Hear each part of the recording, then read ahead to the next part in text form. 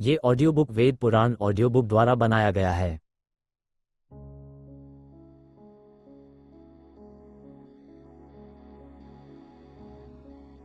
राजा सगर का चरित्र तथा इक्ष्वाकु वंश के मुख्य मुख्य राजाओं का परिचय। लोमहर्षक जी कहते हैं, राजकुमार सत्यव्रत भक्ति दया और प्रतिज्ञावश विनय पूर्वक विश्वामित्र जी की स्त्री का पालन करने लगा। इससे मुनि बहुत संतुष्ट हुए।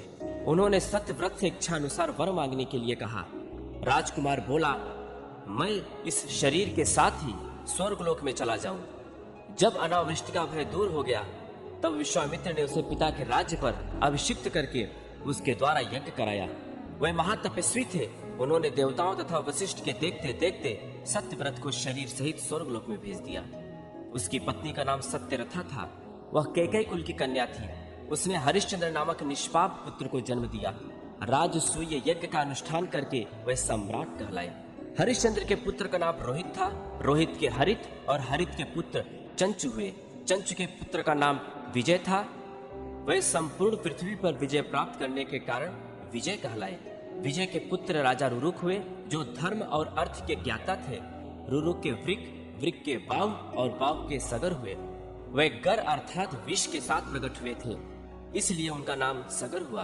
उन्होंने भृगवंशी और मुन से आग्नेय अस्त्र प्राप्त कर तालजंग और है नामक क्षत्रियों को युद्ध में हराया और समूची पृथ्वी पर विजय प्राप्त की। फिर शक, पहलव तथा पारदों के धर्म का निराकरण किया। मुनियों ने पूछा, सगर की उत्पत्ति गर के साथ कैसे हुई?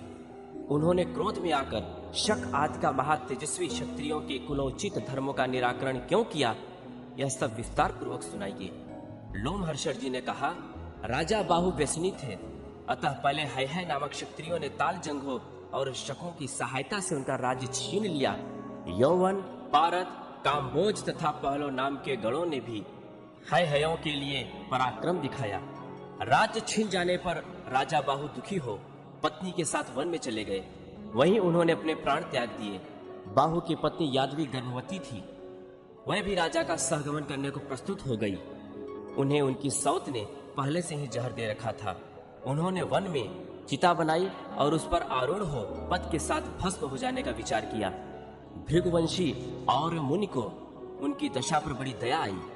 उन्होंने रानी को चिता में जलने से रोक दिया। उन्हीं के आश्रम में वह गर्भ जहर के साथ ही प्रकट हुआ। वही महाराज सगर हुए और उन्हें बालक के जात, कर्म आदि का संस्कार किए, वेद शास्त्र पढ़ाए तथा आग्नेय अस्त्र भी प्रदान किया, जो देवताओं के लिए भी दुस्सह है। उसी से सगर ने है वंशी क्षत्रियों का विनाश किया और लोक में बड़ी भारी कीर्ति पाई। तदनंतर उन्होंने शक, यवन, काम्बोज, पारद तथा पहलव गणों का सर्वनाश करने के लिए उद्योग किया। वीरवर महात्मा सगर की मार पड़ने पर वह सभी महर्षि वशिष्ठ की शरण में गए और उनके चरणों पर गिर पड़े। तब महातेजस्वी वशिष्ठ ने कुछ शर्त के साथ उन्हें अभय दान दिया और राजा सगर को रोका। सगर ने अपनी प्रतिज्ञा तथा गुरु के वचन का विचार करके केवल उनके धर्म का निराकरण किया और उनके वेश बदल दिए। शकों के आधे मस्तक को मोड़कर विदा कर दिया। यवनों और कंबोजों का सारा सिर मुड़ा दिया। पारदों के सारे केश उड़ा दिए। धर्म विजयी राजा सगर ने इस पृथ्वी को जीतकर अश्वमेध यज्ञ की दीक्षा ली और अश्वमेघ को देश में विचरने के लिए छोड़ा। वह अश्व जब पूर्व दक्षिण समुद्र के तट पर विचर रहा था, उस समय किसी ने उसको चुरा लिया और पृथ्वी के भीतर छिपा दिया। राजा ने अपने पुत्रों से उस प्रदेश को खुदवाया। महासागर की खुदाई होते समय उन्होंने वहां आदि पुरुष भगवान विष्णु को, जो हर कृष्ण और प्रजापति नाम से भी प्रसिद्ध हुए, महर्षि कपिल के रूप में शयन करते देखा। जागने पर उनके नेत्रों के तेज से वे सभी जलकर भस्म हो गए। केवल 4 ही बचे थे, जिनका नाम है वर्षकेतु, सुकेतु, धर्मरथ और पंचनद। ये सभी राजा के वंश चलाने वाले हुए। कपिल रूपधारी भगवान नारायण ने उन्हें वरदान दिया कि राजा इक्ष्वाकु वंश का अक्षय होगा और इसकी कीर्ति कभी मिट नहीं सकती। भगवान ने समुद्र को सगर का पुत्र बना दिया और अंत में उन्हें अक्षय स्वर्गवास के लिए भी आशीर्वाद दिया। उस समय समुद्र ने अर्ध लेकर महाराज सगर का वंदन किया।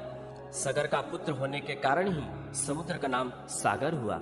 उन्होंने अश्वमेध यज्ञ के उस अश्व को पुनः समुद्र से प्राप्त किया और उसके द्वारा 100 अश्वमेध यज्ञ के अनुष्ठान पूर्ण किए।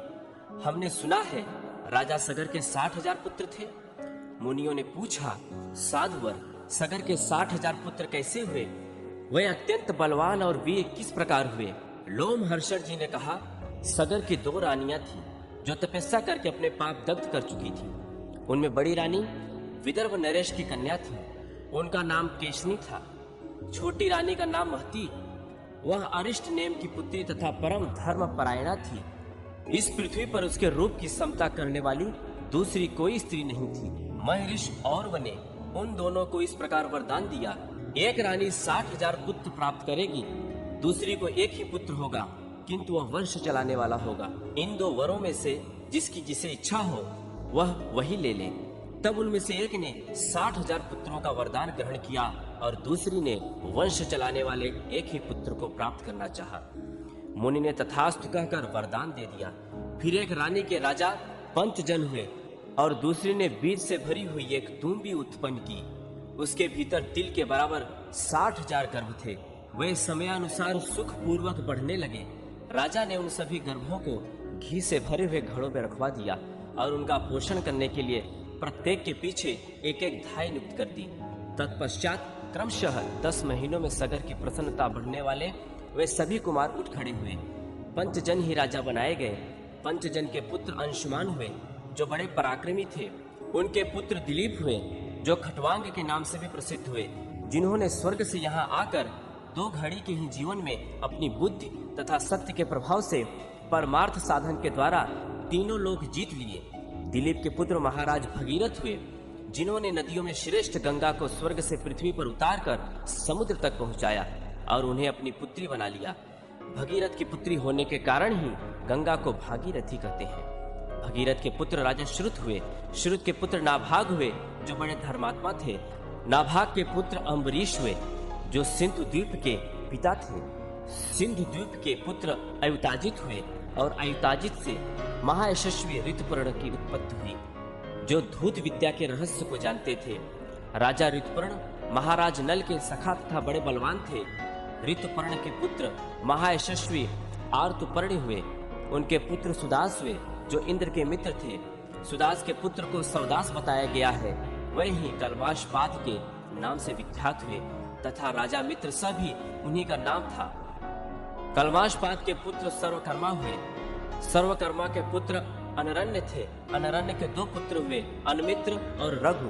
अनमित्र के पुत्र राजा तुल्य 2 थे। उनके पुत्र का नाम दिलीप हुआ जो भगवान श्री रामचंद्र के प्रपितामह थे। दिलीप के पुत्र महाबाहु रघु हुए जो अयोध्या के महाबली सम्राट थे। रघु के अज और अज के पुत्र दशरथ हुए। दशरथ से महायशस्वी धर्मात्मा श्री राम का प्रादुर्भाव हुआ। श्री रामचंद्र के पुत्र कुश के नाम से विख्यात हुए। कुश के अतिथ का जन्म हुआ जो बड़े यशस्वी और धर्मात्मा थे। अतिथ के पुत्र महापराक्रमी निषद थे। निषद के नल और नल के नभ हुए। नभ के पुंडरीक और पुंडरीक के क्षेमधन्वा हुए। क्षेमधन्वा के पुत्र महाप्रतापी देवानिक थे।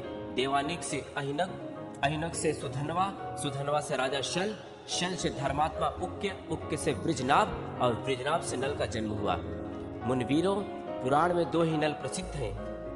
एक तो चंद्रवंशी वीरसेन के पुत्र थे और दूसरे इक्ष्वाक वंश के धुरंधर वीर थे। इक्ष्वाक वंश के मुख्य मुख्य पुरुषों के नाम बताए गए। यह सूर्य वंश के अत्यंत तेजस्वी राजा थे।